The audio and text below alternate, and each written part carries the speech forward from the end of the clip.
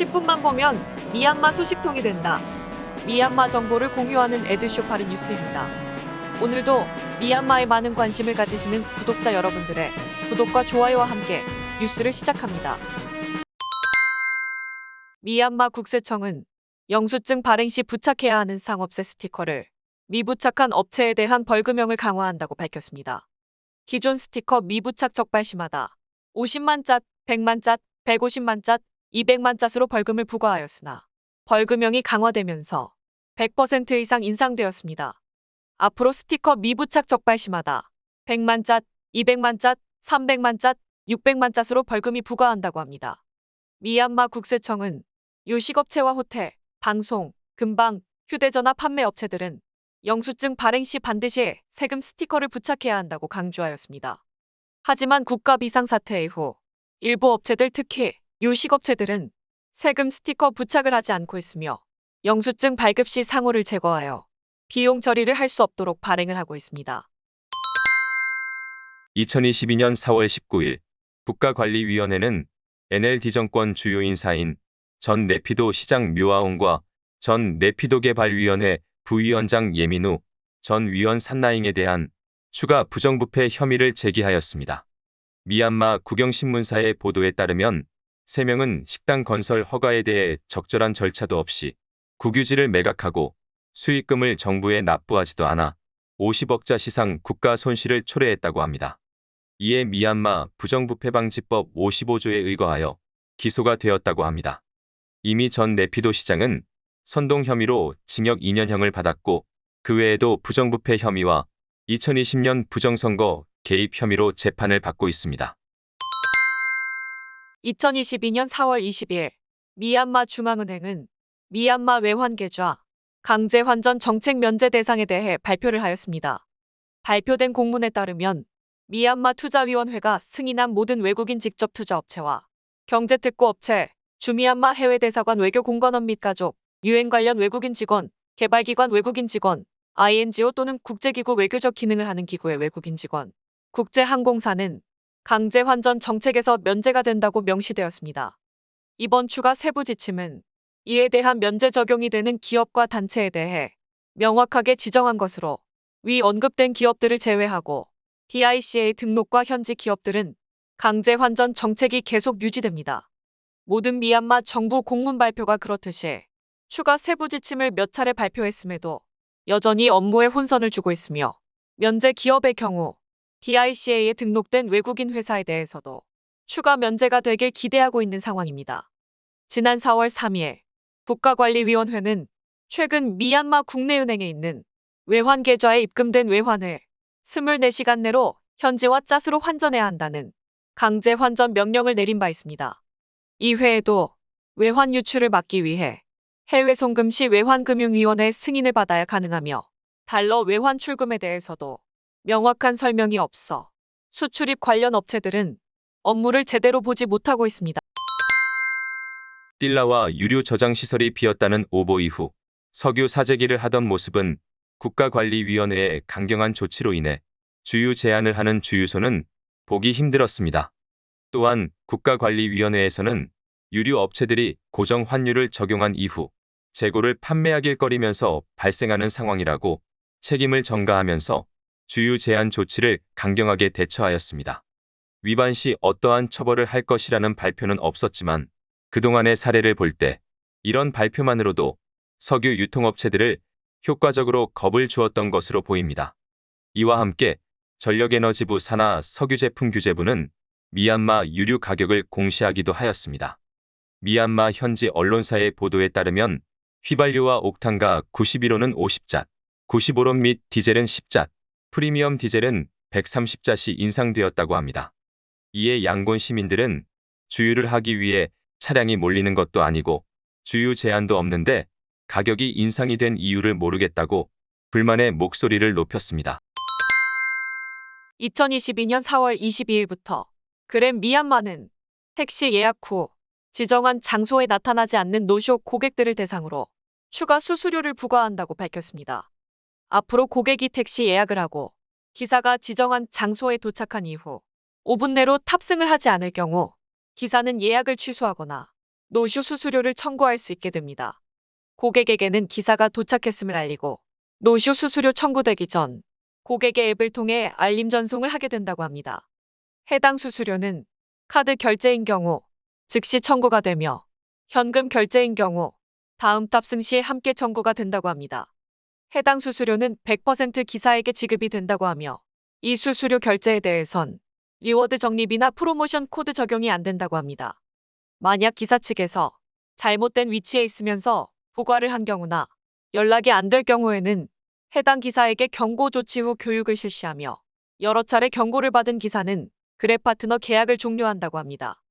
현재 그랩 미얀마는 그동안 우버를 비롯한 여러 승차 공유 서비스 업체들과 경쟁을 해오다가 유일하게 살아남아 성공적으로 운영이 되고 있으며 최근 치안 상황이 좋지 않은 미얀마에서 보다 안전하게 대중교통을 이용할 수 있어 선호하고 있습니다. 미얀마 국방부는 국민방위군의 공격이 있을 것이라는 첩보 이후 미얀마 전역 군부대에 비상경계경보를 발령하였습니다. 이 정보는 국방부 육군 대위 탈영병 린떼사옹이 밝힌 내용으로 이번 비상경계경보는 기밀 메시지로 명령이 전달되지 않고 전화 통화로 이루어졌다고 합니다. 그는 이번 경보가 총사령관이 저항군을 섬멸하려는 의도보다는 공격을 방어하려는 의도에 가깝다고 예상하였습니다. 대위 탈영병 니뚜타도 이번 경보는 국민방위군의 공격을 대비하여 최전선 부대 배치를 준비시키기 위한 것이라고 밝혔습니다. 두 탈영병 모두 이번 명령에서 특정 기간에 대한 일정을 밝히지 않았다는 것이 이례적이라고 지적하였습니다. 이와 비슷한 경보들은 일반적으로 매년 3월 27일 국군이날 행사와 분기별 사령관 회의 전 일주일 동안 발령이 된다고 합니다. 탈영병이 어떻게 군 내부 소식을 알게 되었는지는 밝히지 않았지만 아직까지 군 내부에 연결선이 있는 것으로 보고 있습니다. 2022년 4월 19일 방글라데시 정부는 밀입국 방지를 하기 위해 치따공일 콕스바잘 도로 건설 사업을 2024년까지 완공하는 것으로 연기한다고 밝혔습니다. 2021년 6월 완공을 목표로 했었던 이 도로 공사 사업은 총 317km 구간으로 여러 가지 보안 사항들을 고려하여 국방부에서 진행하는 계획 중 하나로 현재 약 30% 정도만 완공이 되었다고 합니다.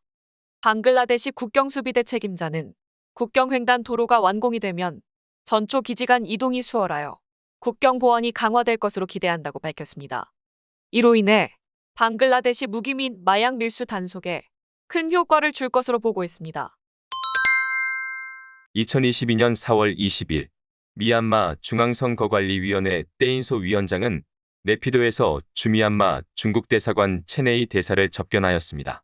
미얀마 국영신문사 보도에 따르면 중국 대사는 정당 감사에 대한 질의를 하였고 미얀마 재선거를 위한 법률 개정 등에 대해 논의를 하였다고 합니다. 이번 방문으로 중국 정부가 미얀마 재선거에 많은 관심을 가지고 있다는 것을 보여주었습니다. 중국 정부는 국가관리위원회에 전폭적인 지지를 한다는 것을 보여주고 관계 정상화를 위해 미얀마 재선거를 활용할 것이라고 예측하는 의견들이 많았습니다. 또한 정당 감사의 목적이 NLD당 해체를 위한 목적으로 진행이 될 것이라는 의혹을 더욱 부추기며 주목을 하고 있습니다. 2022년 4월 21일 사가잉 지역 살인지 타운십과 인마빈 타운십에서 활동하는 16개 저항단체가 공동성명을 발표하였습니다. 공동성명서에 따르면 MEHL과 합작하여 중국 국영회사 완바오 마이닝이 운영하는 구리 광산 사업을 재개할 경우 공격할 것이라고 경고하였습니다. 국가 비상사태 이후 반대 시위로 인해 채굴 작업이 중단이 되었는지는 확실치 않지만 2,000명 이상 노동자들이 합류한 이후 중단되었습니다. 일부에서는 수출 통계 자료에 따르면 미얀마에서 중국으로 수출한 광물이 급감하면서 사업이 중단된 것으로 보고 있습니다.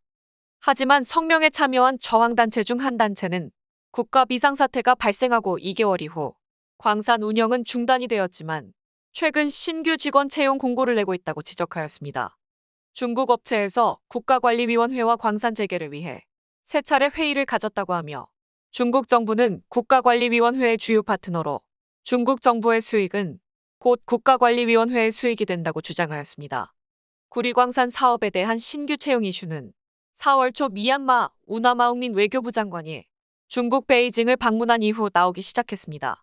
이번 성명에 국민통합정부와도 관련이 있는지 아직 알 수는 없지만 지난 1월에는 중국 정부에서 국민통합정부 측에 중국 투자 기업 보호 요청을 한 바 있었고 이문 국방부 장관은 외국인 투자 기업을 대상으로 공격을 하도록 하는 정책은 없지만 그렇다고 어떠한 보장을 할 수도 없다고 답변하였습니다.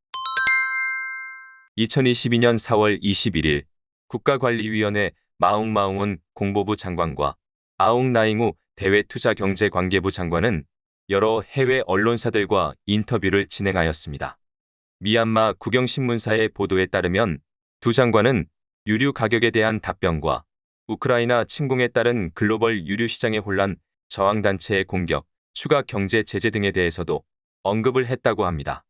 공보부 장관은 전력난 해소를 위해 천연가스와 재생에너지 기반 시설 수리에 집중하고 있다고 하였습니다. 저항단체의 공격에 의해 파손된 전력시설로 인해 큰 타격을 받은 듯한 내용이 있으나 실제 저항단체의 공격으로 파손된 전력시설은 소수에 불과합니다. 국제사회의 경제 제재에 대해선 두 장관 모두 해외 업체들이 국가관리위원회와 협력하여 조용히 활동을 하고 있다고 밝혔습니다. 2021년 10월 이후 미얀마 해외 투자국은 중국 18개, 홍콩 6개가 있으며 과도기적 상황이라 애로사항들은 있지만 앞으로 안정적인 투자 환경을 조성하기 위해 노력할 것이라고 강조하였습니다. 대외투자경제관계부 장관은 야다나 가스전 사업에서 토탈 에너지가 철수한 것에 대해 큰 영향은 없다고 밝혔습니다. 이 업체는 아직까지 기술 지원까지 철수를 하지 않은 상태이며 7월에나 철수 작업이 마무리될 예정입니다. 쉐브론의 경우 철수 발표는 하였지만 국가관리위원회에 어떠한 통보도 없었다고 합니다.